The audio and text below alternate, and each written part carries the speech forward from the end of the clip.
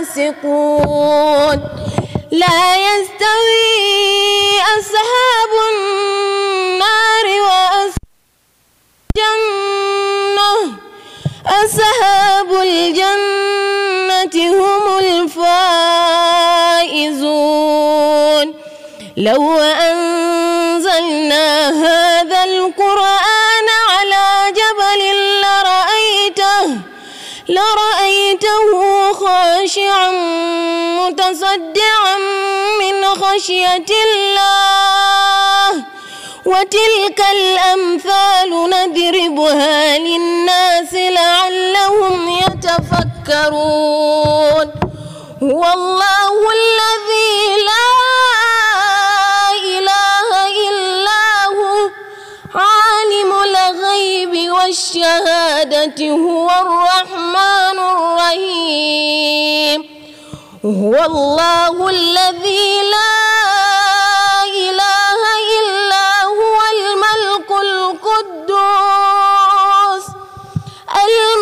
القدوس السلام المؤمن المهيمن العزيز الجبار المتكبر سبحان الله عما يشركون هو الله الخالق البارئ المصور له الأسماء الحسنى يسبح له ما في السماوات والأرض وهو العزيز الحكيم صدق الله العظيم.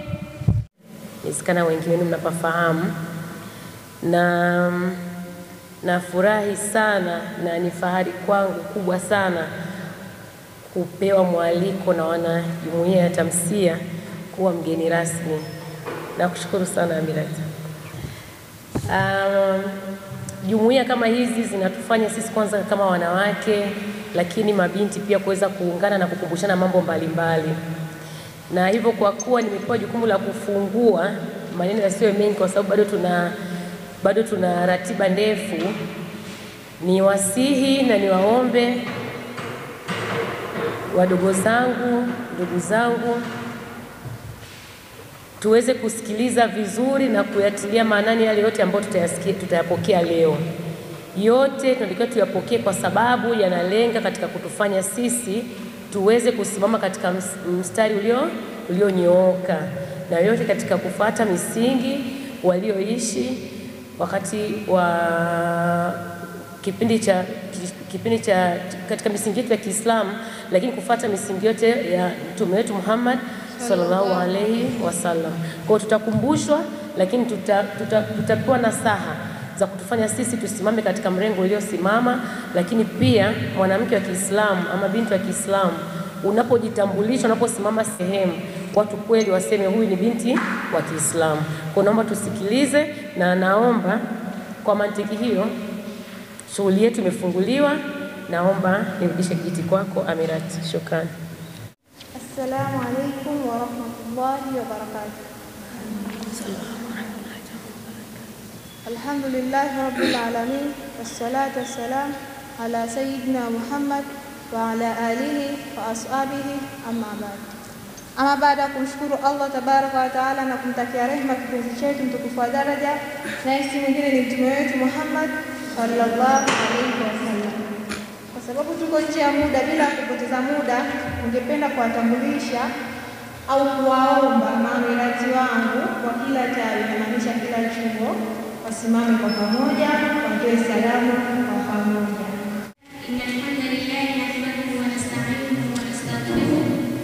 ونعوذ بالله من شرور أنفسنا ومن سيئات أعمالنا من يهد الله فلا مضل له ومن يضلل فلا هادي له ونشهد أن لا إله إلا الله ونشهد أن محمد صلى الله عليه وسلم علي الصالحين وعلى آله وصحبه أجمعين. أما بعد kumshukuru Allah subhanahu wa ta'ala na kumtakia rehema na amani mtukufu wa daraja mtume wetu Muhammad sallallahu alayhi wasallam. Kwa majina naitwa Safia Haji, na nitahudhurisha mada ya swala. Swala ni dua, kilugha swala ni dua au maombi. Swala ni nguzo ya pili miongoni mwa nguzo za Kiislamu. Wanazuoni wengine wanasema swala ni maisha.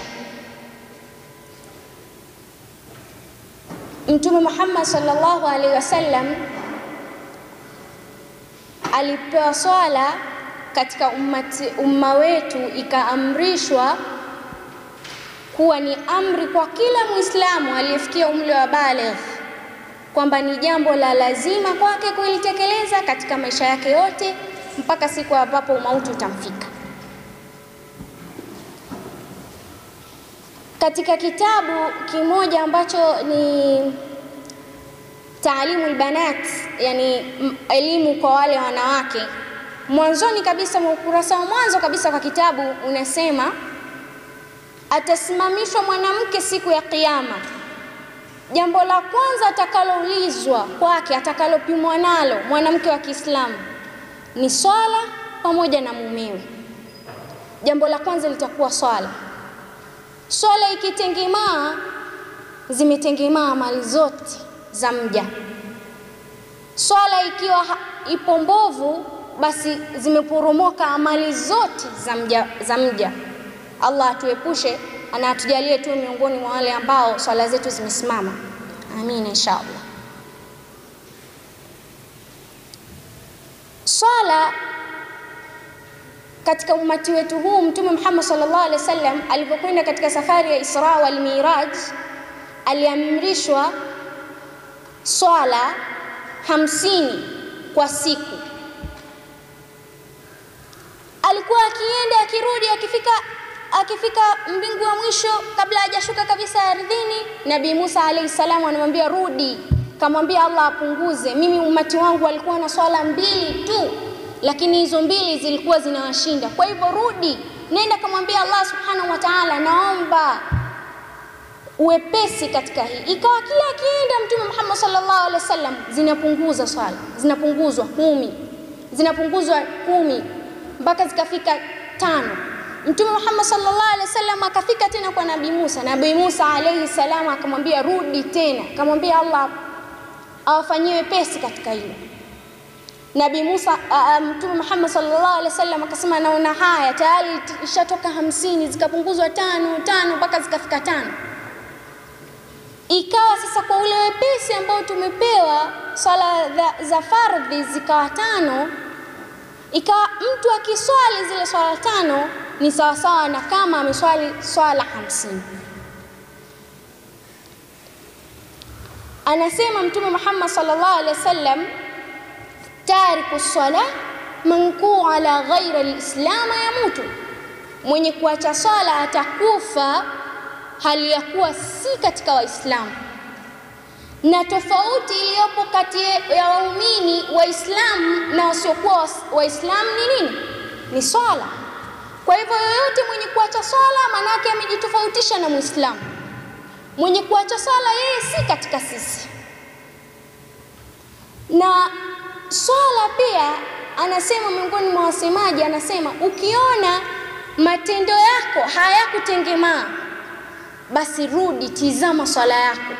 Ukiona nafsi yako inakupelekea katika kufanya yale mambo yaliyokuwa maovu, rudi ikagua swala yako. Je, unaswali vilivyo?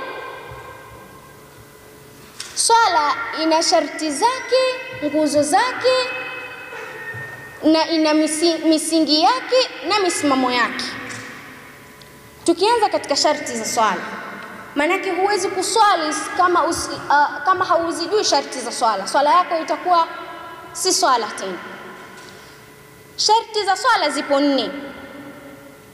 Ya kwanza ni stara. Ya pili ni kuchunga wakati. Ya tatu ni tahara. Ya 4 ni kuelekea kibla. Tukianza na stara. Stara kwa mwanamke ni vazi. Stara kwa mwanamke ni vazi la nafsi pamoja na nje. Na stara inayozungumziwa hapa ni ile stara ya kisheria, vazi lisio la kubana, lisio lenye kuangaza, lisio lenye kuchora maumbo. Hiyo ndo stara ya kisheria. Na ikiwezekana lisio la mapambo sana mpaka kila mtu akikuona aone subhanallah. Kila mtu akikuona ukachukua attention ya watu wote, ukipita kila mtu akakutazama, kila mtu akageuka kukutazama. Ni ile stara ya kisheria. Na stara tunayoizungumzia hapa sio mfano tulikuwa wakati umri ule mdogo ukifika msikitini unakuta wamewekea kanga, yani kama mtu imetokea dharura, labda alitembea akawa na nguo haiwezi kumfika, hana soksi, basi kuna kanga. Kwa hiyo ilikuwa vile ule utoto, unachukua ile kanga unaifunga hivi miguuni chini kabisa. Ukiifunga chini kabisa, kuna baadhi ya nguzo za swala utashindwa kuzitimiliza ipasavyo. Kwa hivyo stara inayotakiwa unapotoka nyumbani itimilize, kwa sababu huwezi jua muda wa sala utakukutia wapi, na popote utakapokukuta muda wa sala una uwezo wa swali. Kwa hivyo ile stara yako inatakikana iwe ndefu. Mfano gauni kama hivi, iwe ndefu kabisa. Ukirukuu miguu isionekane, ukisujudu miguu isionekane, wala mikono au ukifanya Allahu Akbar kusionekane kwenye mikono. Hiyo ndo stara inayotakikana kisheria. Tukija katika tahara sio tu kutia udhu, la, tahara kwa mwanamke ni pana. Tahara ni usafi wa nafsi pamoja na usafi wa mwili mzima pale unaposwali na nguo ulizozivaa. Tahara tunayoizungumzia hapa ni ile tahara yetu sasa ya kisheria, sio tu umekoga ukajipulizia manukato ukavaa vizuri, la, tunaizungumzia ile tahara ya kisheria. Mwanamke tofauti na mwanaume, yeye tunasema exclusion, yani kuna baadhi ya hali akiwa nazo mwanamke haruhusi kabisa kuswali, ikiwemo pamoja na mwanamke akiwa katika hedhi, pamoja na mwanamke akiwa na nifasi, pamoja na janaba. Mtu akiwa na janaba, kwa wote sasa hii, mwanamke na mwanaume hawezi kuswali, haruhusi kuswali mpaka atakapojitaharisha. Hedhi ni damu ambayo inamtoka mwanamke kila mwezi, damu ya mwezi au kwa namna nyingine inaitwa. Kwa hivyo mwanamke akiwa katika hedhi haruhusiwi kuswali. Mwanamke akiwa katika nifasi ni damu inamtoka mwanamke baada ya uzazi, hataruhusiwa pia kuswali. Sheria imempa ruhusa ya kutokuswali. Kwa hivyo kama damu ya hedhi imefika ukomo wake, damu ya nifasi imefika ukomo wake, ufanye nini sasa ili uikurubie swala? Inatakiwa ujitaharishe kisheria. Na tahara hii tunayoisema ni kukoga kisheria, ambapo sasa kama mtu hatokoga kisheria akaikurubia swala yake, basi swala yake itakuwa haihesabiwi. Swala yake itakuwa si katika swala ambayo inatakiwa, kama Mtume Muhammad sallallahu alaihi wasallam alivyotufundisha. Na Mtume Muhammad sallallahu alaihi wasallam anasema, nyie waja wa Allah kama mlivyoniona mimi nikifanyaje? Nikiswali. Hivyo hivyo katika nifasi, mtu akimaliza nifasi inatakiwa ajitaharishe, ndipo aikurubie swala yake, ndipo swala itakuwa imekamilika. Vipi ikiwa mtu yupo katika hali ya kawaida, hayupo katika hedhi, hayupo katika nifasi? Huwezi ukaikurubia swala kama hujatia udhu, kama hujahakikisha nguo yako ni tahara, kama hujahakikisha unaposwalia ni tahara pia. Na hapa tukatiliwa mkazo, mwanamke anapokwenda uwani awe makini sana. mfano sisi wanafunzi, natolea mfano, au unakuta kadhaa, labda saa zingine, wakati mwingine nyumbani ni mbali na shule, labda una vipindi takriban kuanzia saa 6 mpaka saa 11. Manake automatically pale vipindi vya swala vyote viwili, alasiri na dhuhuri, vitakuvutia ukiwa nje ya nyumba. Kwa hivyo utatakiwa ufanye ibada ukiwa katika lile vazi lako ambalo umelivaa tangu asubuhi au hiyo muda umetoka nyumbani. Sio tu wanafunzi, hata wamama wengine wanaofanya biashara sehemu mbalimbali. Kwa hivyo unatakiwa uhakikishe katika mizunguko yako ile nguo yako inakuwa tahara. Tahara kutokana na najisi tofauti. Ukienda uani, angalia zile cheche za mikojo zisirukie katika ile vazi lako ulilovaa, kwa sababu baadaye itakiwa uende ukaswali, na ikitokea labda haukuwa makini, utaswali hali ya kuwa nguo yako haiko tahara, swala yako itakuwa haikukamilika.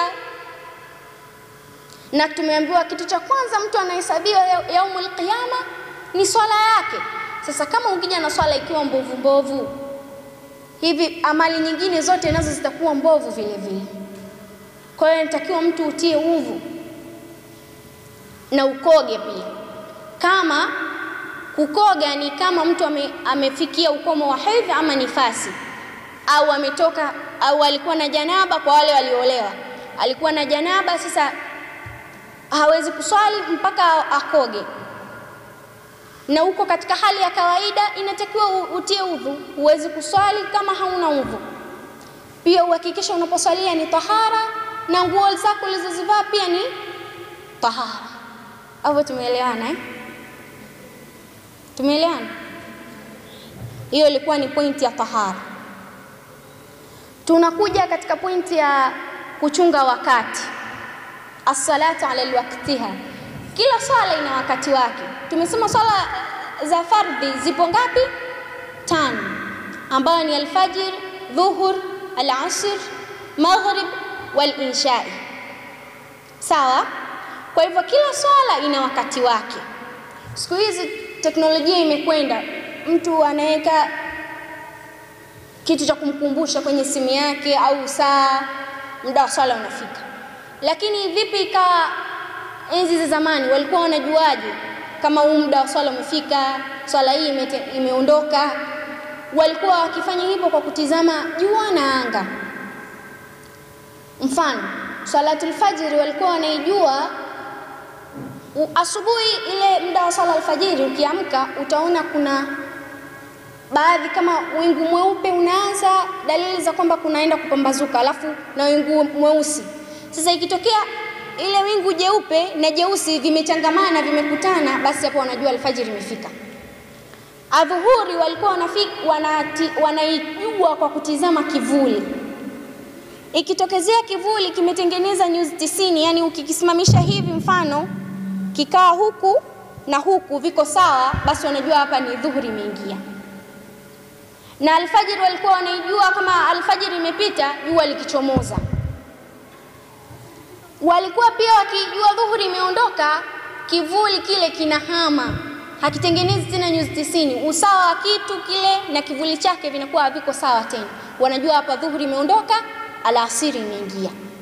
Na walikuwa wanajua alasiri imeondoka baada ya kuzama jua, na magharibi imeingia baada ya kuona uwingu mwekundu eneo ambalo kule magharibi ambako jua linazama.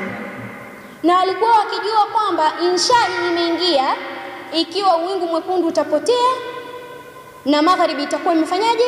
Imeondoka.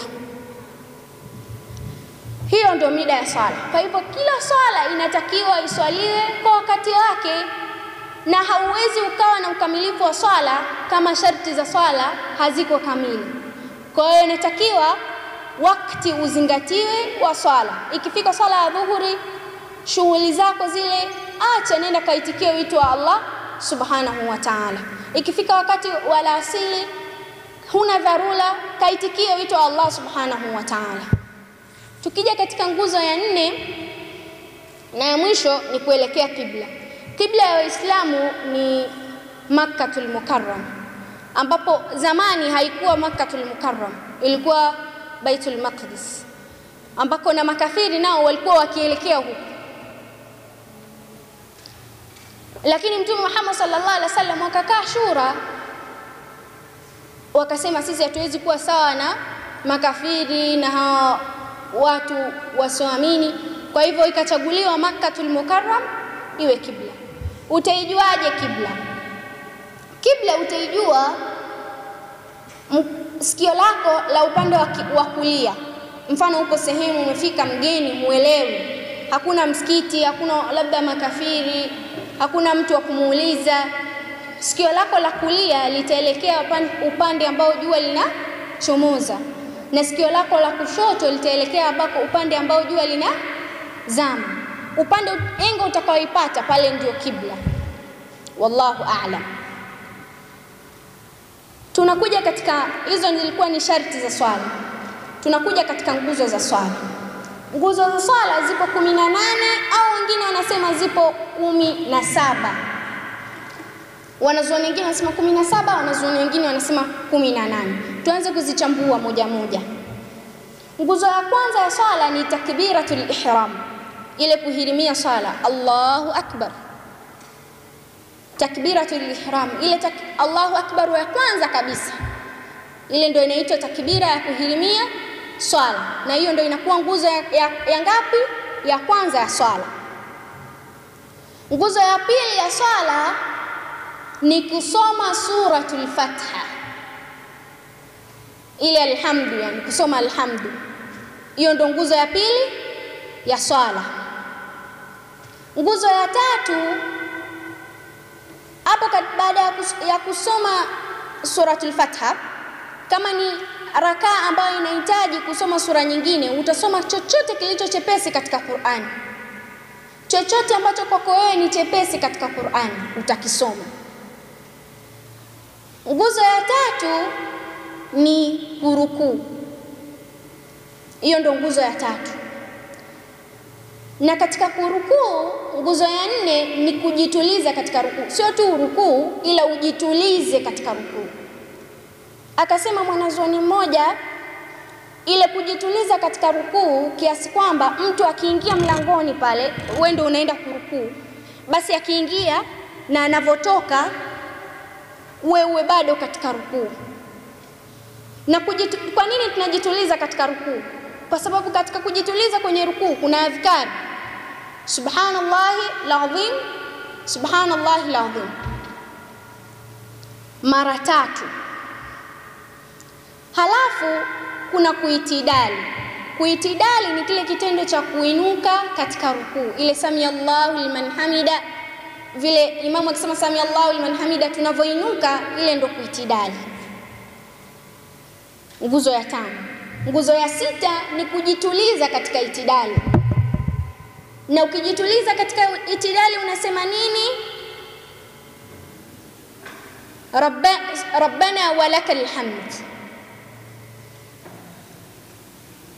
Nguzo inayofuata baada ya kujituliza katika itidali ni sujuda ya kwanza, sijida ya kwanza. Nguzo inayofuata ni kujituliza katika sijida ya kwanza, ambako utasema hivi subhanallah wa bihamdi, subhanallahi wa bihamdi mara 3. Kisha utakaa atahiyatu ndogo, ambako utasema rabbi ghfirli. Katika tahiyatu ndogo kuna kujituliza katika tahiyatu ndogo. Kwa hiyo tunaona katika kila kiungo tuliza katika hiyo nguzo. Kama ni kuitidali, jitulize katika itidali. Tusiswali kama vile tunakimbizwa au kama vile tuna kitu tunaharakia. Nguzo inayofuata ni kusujudu sijida ya pili na kujituliza katika hiyo sijida ya pili. Utasema maneno yale ya kwanza tuliyosema katika sijida ya kwanza. Nguzo inayofuata ni kukaa atahiyatu kubwa. Kukaa atahiyatu kubwa na kujituliza katika atahiyatu. na kuisoma at-tahiyat ni nguzo nyingine. Kwa hiyo kukaa katika at-tahiyat, ujitulize, kisha uanze kuisoma at-tahiyat. Hizo ni nguzo mbili tofauti. Halafu nguzo ya mwisho ni kutoa salamu. Nadhani zitakuwa zimetimia 18 kwa wale wanaoandika. Zimetimia? Hazijatimia? Ziponga? 16? 17? 17. Haya. Tuje katika nguzo ya sijda. Nguzo ya sijda ni miongoni mwa nguzo ambazo mara nyingi zinafanya swala zetu tuwe kama tunaziripua. Sijda ni nguzo ambayo tutafanya swala hapa kwa vitendo, tutaona kila kitendo na inavyokuwa, tutaona vizuri.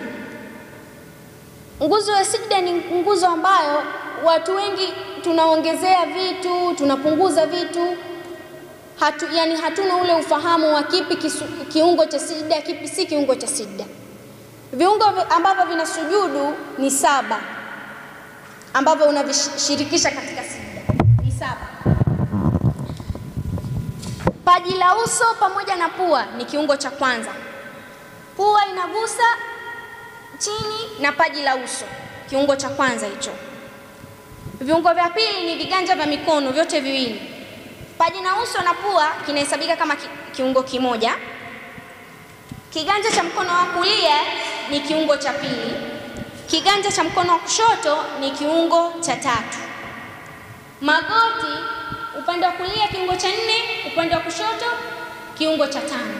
Na vidole huku vidole chini kiungo cha 6 na cha 7. Tutaona Allah akifanya wepesi inshallah. Kwa hivyo ndo viungo vya sujudi.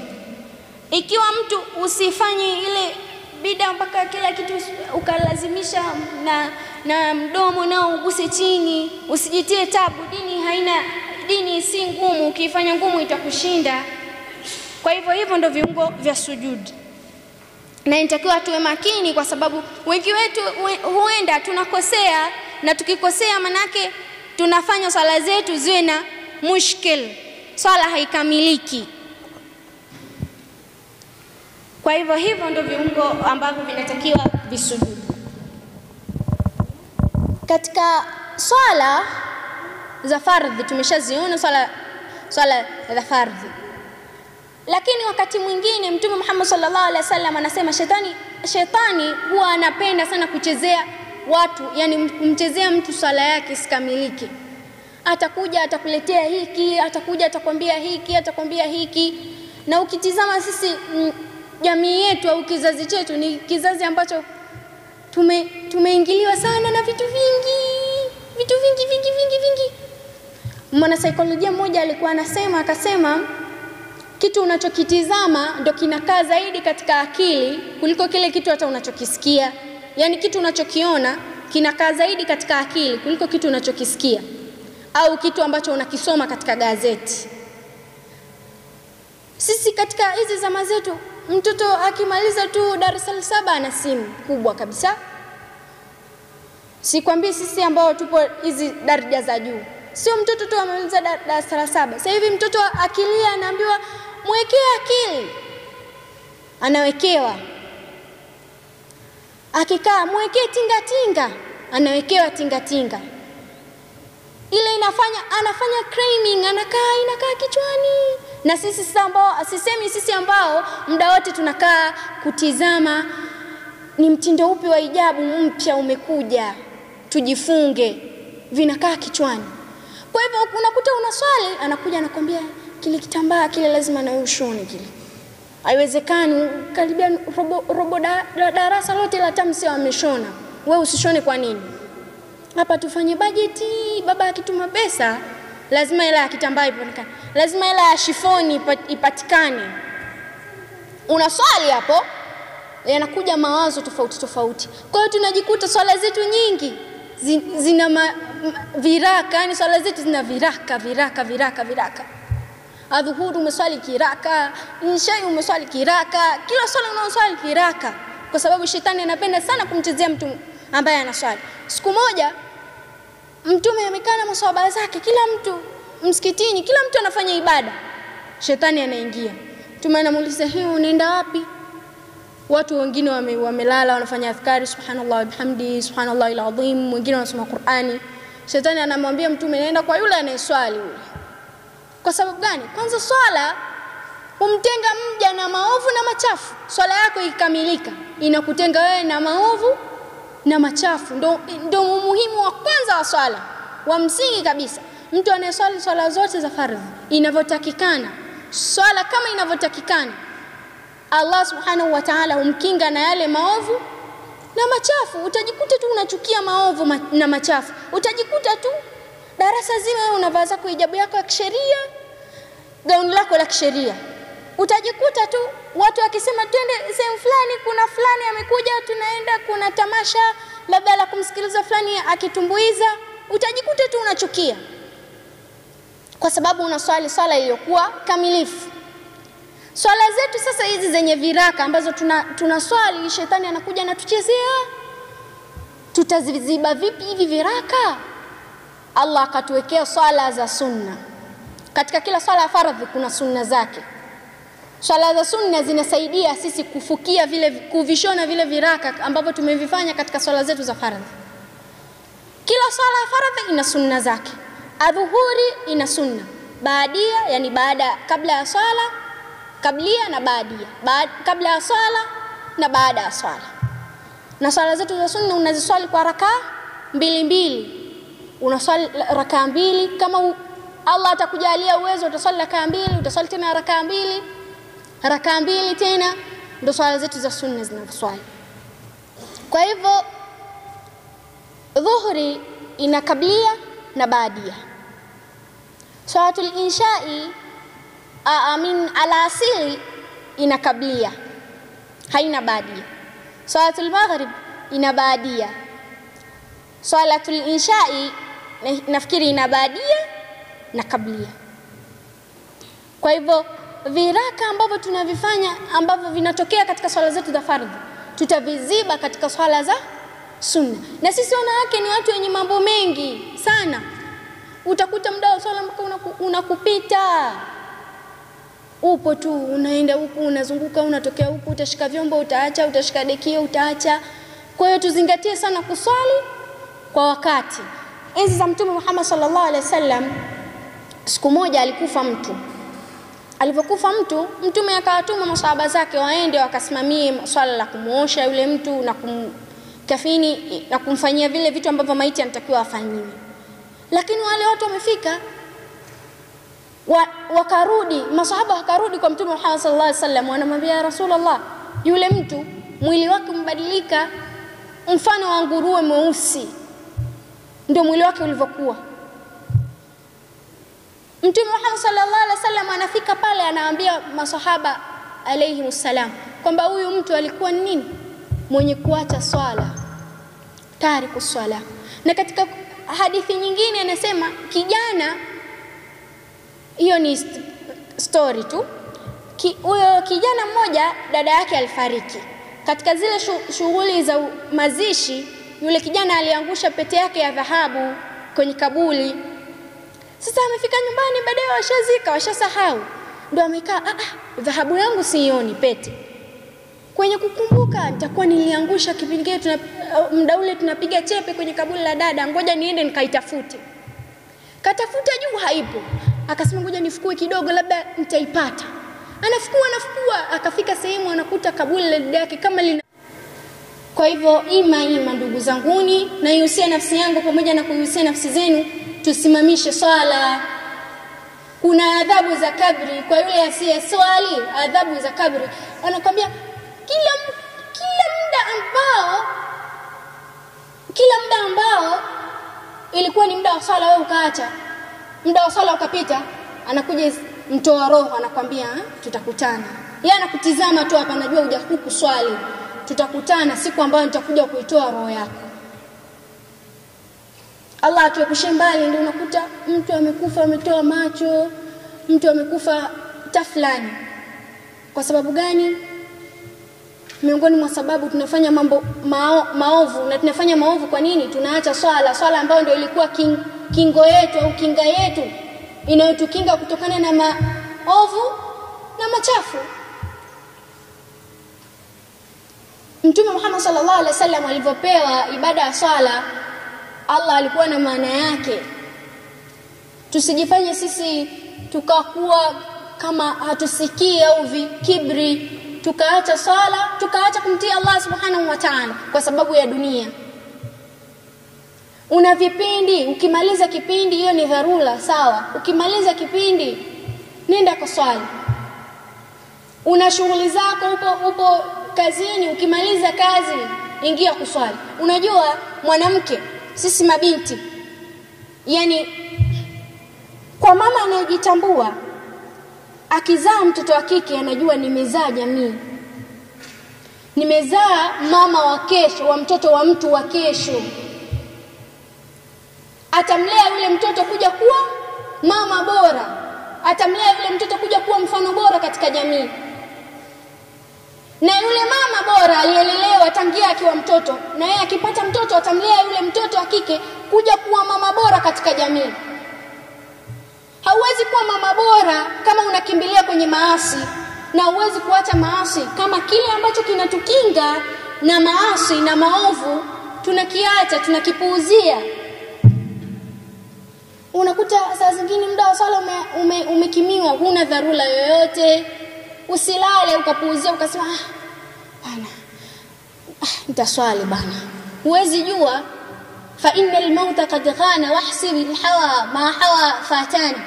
Mauti inakuja bila hodi, nafsi yangu tubu. Mauti unakuja bila hodi.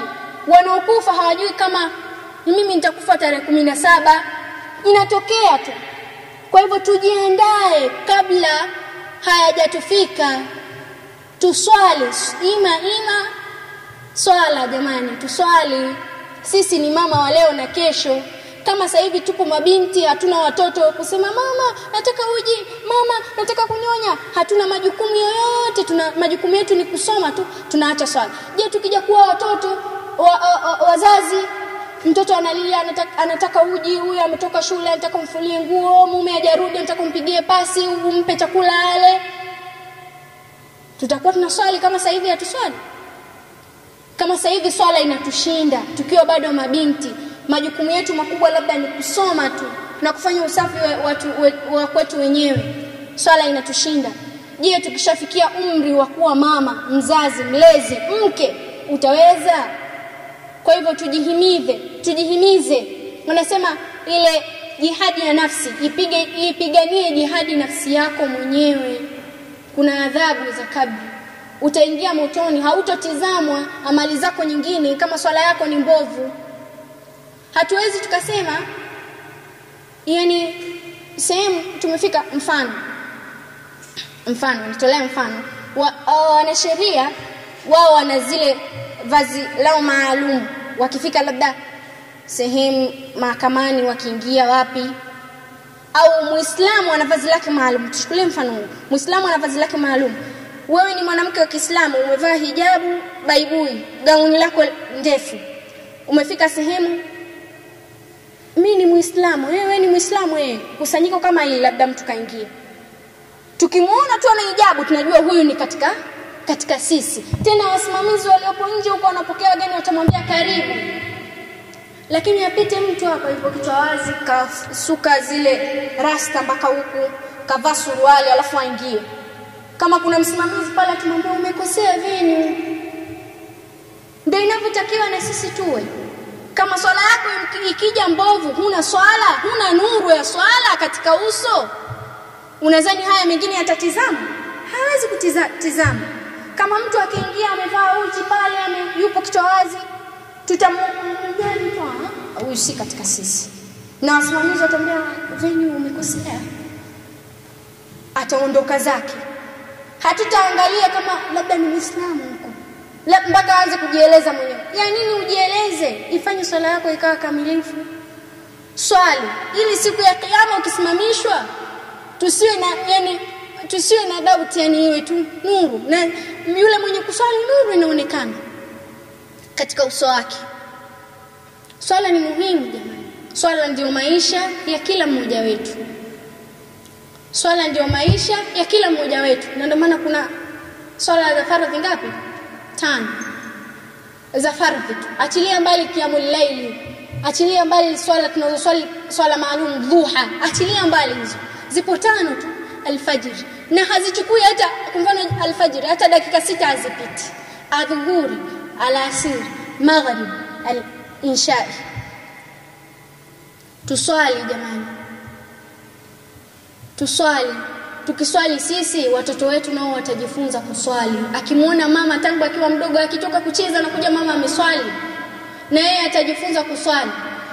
Mdogo wako akiwa anakuona wewe unaswali, na yeye atajifunza kuswali. Ikiwa wewe hautazingatia swala, wanaokufuata wanaokutizama wote hawatalizingatia hili. Kwa kusema hayo, naomba tuingie sasa kwenye vitendo. Shamba. Tulisema kibla. Sasa hapa tuna ashumu kwamba kibla yetu ndio hii. Sawa? Unaniona wote? Hivyo. Tuashumu sasa kibla yetu ndio hii. Hii sio kibla, lakini tunashumu sasa kibla yetu ndio hii. Tulisema kwanza kabisa tunaanza na takbiratul ihram. Si ndio? Ile Allahu akbar. Sawa? Hiyo ndio inaitwa takbiratul ihram, ya kuhirimia swala. Sawa? Allahu akbar. Utasoma dua subhanallahi wa bihamdihi. Wajjahtu wajhiya lillahi fatara as-samawati wal arda innal hanifa al-muslimin wa ma kana min al-mushrikin inna salati wa nusuki wa mahyaya wa mamati lillahi rabbil alamin la sharika lahu wa bi. Sawa, hiyo ni dua baada ya kufanyaje? Kutoa takbiratul ihram au dua ya ufunguzi wa swala. Zipo mbili. Zipo mbili, si ndio? Dua. Ile nyingine inaanza Tabaraka ismuka wa ta'ala jadduka wa la ilaha khairuk. Haya. Hapo tupo pamoja, si ndio? Haya. Tunafuatia, tulisema nguzo inayofuatia ni nini? Kwanza subiri kabla hatujafika huko. Tunashum sasa, nina udhu wangu. Sipo katika hedhi, sipo katika nifasi, wala sina janaba. Sawa? Haya. Na tunaenda. Hii ni safi, sawa? Tahara hiyo. Mswala wangu ni msafi, sawa? Tahara. Stara, si nimejistiri jamani. Si stara ipo hapa. Ni gauni linafunika. Inaonekana viganja vya mikono tu na uso. Sawa? Haya. Alafu tena kuna ile umefika msikitini. Wanawake wenzio tupo wote. Jamani, dini sio sawa? Au hijabu umeifunga, unajiziba, jiachie. Tupo wanawake wote. Uifunga hijabu yako vizuri ya kisheria, hakikisha vile viungo vya sujudi vinafanyaje? Vinasujudi. Haya. Tupo pamoja hapo. Si ndio? Haya. Tunafuatia nini? Kibla tumeshaelekea kibla. Sasa hizi ni labda alfajiri. Sawa? Haya. Kwa hiyo sharti zote za swala tumezitimiliza, si ndivyo? Zipo 4, mnazikumbuka? Ya kwanza kuelekea kibla, ndio tushaelekea. Tahara, stara, kuchunga nini? Wakati. Haya. Tumeshatoa takbiratul ihram. Tukasoma dua ya kufungulia swala. Sasa tunaanza na suratul Fatiha. Alhamdulillah. Bismillahir Rahmanir Rahim. Usiangalie, yani hauangalii kama mimi naangalia kwa sababu naongea. Unatizama pale ambapo unakwenda kusujudu. Sawa? Tumeelewana kule? Unatizama chini pale ambapo unakwenda kusujudu. Haya, tunaanza. Bismillah. Billahi minash shaitanir rajim. Bismillahir Rahmanir Rahim. Alhamdulillahi rabbil alamin. Arrahmanir Rahim. Maliki yawmiddin. إياك نعبد وإياك نستعين اهدنا الصراط المستقيم صراط الذين أنعمت عليهم غير المغضوب عليهم ولا الضالين. Sawa, suratul Fatih tumemaliza. Haya, tunafuatia tukasema inafuatia nini? Kama ni rakaa ya kusoma sura nyingine, Fatiha na nyingine, unasoma chochote chepesi katika Qur'ani. Sawa? Haya, vijana tunapenda sura mbili, inna ataina na qul huwallahu ahad. Hizo ndo sura zetu. Haya, tunasoma suratul hiyo, qul huwallahu ahad, Allahus samad, lam yalid wa lam yulad wa lam yakul lahu kufuwan ahad. Tunafuatia hatua gani? Rukuu, si ndio? Haya, tunakwenda kurukuu. Bismillah. Umeona hivi katika rukuu? Unaona hivi vidole? Usishike magoti kutia uvivu. Vidole viwe hivi vimenyooka. Kama hivi, kama mnaniona uko hivi. Sawa? Mmeniona eh? Usishike magoti hivi kama mvivu, yani unaweka kama edge, lengo ya kuegamia. Haya. Hapo tumeelewana katika rukuu eh? Ukirukuu, mtu akifika akiweka ufagio, mfano ufagio ule wa kijiti cha ufagio kile, kinyooke, mgongo wako unyooke, usitie uvivu ukaswali kwamba mtu akiweka kitu kinaanguka, au ukaswali usipeleke kichwa chini sana, wala usifanye hivi ukaelelea juu juu. Weka mgongo wako hivi. Hapa nasemea sasa wale ambao hawana maradhi, labda mtu ana kibiongo au ana maradhi ya mgongo na nini, yule mzima sasa. Haya, unaswali, mtu akiweka fagio hapa itulie. Sawa? Tumeelewana hapo? Tusiswali ile kwa uvivu, umerukuu kama utaki hivi au umerukuu hivi. Haya, alafu tukasema tunafanyaje? Tunajituliza katika rukuu. Ikiwa mtu akaingia mlangoni akaita Fatma, anaswali. Akitoka nje ya mlango, wewe umekatika rukuu. Haya, katika rukuu tulisema tunasemaje? Subhanallahil azim wa bihamdi, subhanallahil azim wa bihamdi, ndivyo? Haya, tukishamaliza mara ngapi? Mara 3. Tuna itidali, samiallahu liman hamida. Hapo sasa Mtume amesema sallu kama raaitumuni usalli. Hapo sasa ndo tunapoanza kuchanganya. Utakuta wengine wanazuoni wanatofautiana katika mafunzo. Utakuta mwingine samiallahu liman hamida, mwingine anakuja hivi. Kuna kitabu nilisoma akasema Mtume Muhammad sallallahu alaihi wasallam haikusadikika kama Mtume alikuja akafanya hivi, samiallahu liman hamida. Na katika sehemu ambazo unajua kuna zile, sio kila takbira unafanya hivi sawa? Sio kila takbira unafanya hivi, sio kila Allahu akbar unafanya hivi. Basi utafika hadi kwenye sujudu utatoka Allahu akbar, unaenda kwenye kikao kidogo atahiyatu ndogo utafanya takbiratul ihram Allahu akbar. Sawa? Ukitoka kwenye sujud Allahu akbar, halafu hivi. Wanazuoni wengine wakasema ukitoka hii Allahu akbar unaweza ukaachia mikono. Sawa? Tumeelewana hapo Sawa. Haya, unakuja unasema rabbana walakal hamd hamdan kathira tayyiban mubarakan fihi, ukiweza kuendelea. Haya, tunakuja ipi? Nguzo gani? Sujud, si ndio? Haya, tunakwenda katika sujud. Situshaelekezana viungo vinavyosujudu, sasa huko hamwezi kuniona vizuri. Tunakwenda katika sujud. Ukisujudu usijibane sana pumzi chini. Dini si ngumu. Paji la uso liguse chini pamoja na pua. Sawa? Haya, unahakikisha vile viungo vyako 7 vya sujud vyote vimeshiriki katika sijda. Sawa? Haya, tunakwenda hivi. Hapo simeniona eti? Ila usihangaike hapa na hapa paguse chini. Usihangaike mdomo, sijui ukafanyaje. Usijifanyie yale makruh, yani ukajiletea bid'a, ukaongezea vitu vingine ambavyo havikuwa katika mafunzo. Tumeelewana Tukitoka katika kusujudu tunajituliza katika sijda. Sawa? Tunasemaje katika sijda? Subhanallahi wa bihamdihi. Subhana rabbiyal a'la. Naam. Tunasema subhana rabbiyal a'la. Mara ngapi? Mara 3. Tukitoka katika sijida tunakuja katika kikao kidogo ambacho tutasema rabbi ighfirli, rabbi ighfirli, rabbi ighfirli, au rabbi ighfirli warhamni, rabbi ighfirli warhamni. Au ukiweza kuendelea unaendelea. Sawa, tumeelewana hapo? Sawa. Hai. Kwenye hichi kikao mguu mmoja huu hapa unauweka, mguu mmoja unaulaza, mwingine unakuwa kama umesimama hivi. Sawa?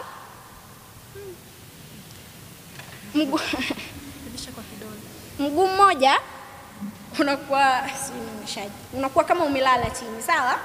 Mwingine unakuwa umesimama hivi. Halafu huu unaukalia. Tumeelewana hapo? Sawa? Tumeelewana? Hai. Halafu hapo unajituliza katika hicho kikao kidogo. Ndio utasema rabbi ighfirli warhamni, rabbi ighfirli warhamni mara 3. Haya. Tukitoka hapo tunakuja nini? Sijida ya pili. Kama ile sijida ya kwanza utasujudu vile vile. Sawa? Tumeelewana hapo? Tukitoka hapo tutakuja at-tahiyatu. Sasa at-tahiyatu, umeona kile kikao kidogo tumekalia mguu mmoja. Kwenye at-tahiyatu tutakaa hivi. Sawa? Mwingine utakaa kwa chini. Tumeelewana hapo eh? Si tumeelewana eti? Haya. Utasema at-tahiyatu lillahi, utasoma ile at-tahiyatu yote. Sawa? Tumeelewana? Hiyo ni nguzo. At-tahiyatu ni nguzo ya swala. At-tahiyatu ni nguzo ya swala. At-tahiyatu ni nguzo ya swala. Sawa jamani? Haya. Kisha utatoa salamu. Hapo swala yetu inakuwa imekamilika. Tumeisema swala nzima kwa rakaa moja tu. Tumeelewana hapo? Tumeisema swala yote kwa rakaa, katika rakaa moja. Kwa hiyo usije ukashangaa, mbona hii swala ya alfajiri imeswaliwa rakaa moja? Swala yetu yote tumeisema katika rakaa moja. Haya. Tunakuja. Kadhaa inakuja mfano. Kipi mtu atakifanya ikiwa ameacha nguzo miongoni mwa nguzo za swala? Utasujudu sijidatu sahwi. Sawa? Haya. Alafu katika sijida hizo kuna sijida hizo mbili, sijidatu sahwi na sijidatu tilawa, kama sikosei, ya kisomo. Sijida ya kisomo. Imesomwa aya, labda sura gani na aya ya kusujudu? Iqra, si ndio? Wasjud waqtarib. Mwishoni kule utatakiwa ufanyaje? Usujudu. Hata kama ndo mpo katikati, mfano tuseme imamu amesoma, unaona tu wenzio hao wameenda chini kwenye unaenda tu, ile inakuwa ni sijida tu tilawa, sijida ya kisomo, kwamba imamu amefika sehemu ambayo Allah ametuamrisha tusujudu, kwa hiyo anakwenda anasujudu, tunarudi tunaendelea kusoma. Sawa? Tusijichanganye hapo. Mfano tukafika sehemu imamu amesoma, ukaona tumesujudu, tukarudi tena kusimama, isikuchanganye. Hiyo inakuwa ni sijida tu tilawa. Na ikiwa mtu amesahau, utasujudu sijida tu sahwi. Maana yake kama compensation ya kile ulichokifanyaje, ulichokisahau katika swala yako. Jamani, tumeelewana katika swala. Amma fi salati, hakika swala ndio kitu cha kwanza ambacho mja atahesabiwa yaum al-qiyama. Hakika swala ndio nguzo miongoni mwa nguzo ya pili miongoni mwa nguzo za Uislamu. Mnaliona hili jengo lina nguzo 4. Hili jengo lina nguzo ngapi? 4. Ikianguka nguzo ile pale, Kariakoo, madhara ya Kariakoo yatahamia, si ndivyo? Hili jengo lote litaporomoka. Na likiporomoka lazima madhara kila mtu atamkuta. Hautakufa, utachanika. Hautafanyaje? Utaumia mguu, utatoka hapo kuja mzima, unatoka unafanyaje? Ndio hivyo katika nguzo za Uislamu. Zipo ngapi? 5. Kutoa shahada. 2. Ashhadu an la ilaha illa Allah wa ashhadu anna Muhammadan rasulullah. Wa iqamus sala, na kusimamisha nini? Swala. Kusimamisha swala. Swala ndio maisha ya kila mmoja wetu. Swala ndio ibada ambayo inakufanya wewe uepukane na maovu na machafu. Watakuuliza, kuna ule mtindo ambao sana sana mabinti, lakini sidhani kama saizi bado upo. Zamani walikuwa wanaulizana, wewe huungui ukijifunika hivyo, umevaa juba refu hilo, huungui? Usijione umetengwa, usijione kama wewe unarudi nyuma na fasheni. Allah amekuepusha na maovu na nini na machafu, na hayo ni matokeo ya ile swala ambayo umeisimamisha kiukamilifu. Tumeelewana? Kufikia hapo nisema hadha, assalamu alaykum wal afwa minkum wa minkunna wa kullu amin inshallah wa antum bi khair. Ikiwa kuna sehemu nimekosea, basi Allah peke yake ndo mkamilifu. Allah atusamehe katika yale ambayo tumemkosea, na pepo sio yule mzungumzaji sana au aliyekaa akasikiliza sana au akaandika sana. Pepo ni yule anayefuata maamrisho ya Allah subhanahu wa ta'ala na akaacha makatazo, kama tunavyokumbushana tukikutana katika hadhara kama hizi. Assalamu alaykum wa rahmatullahi wa barakatuh.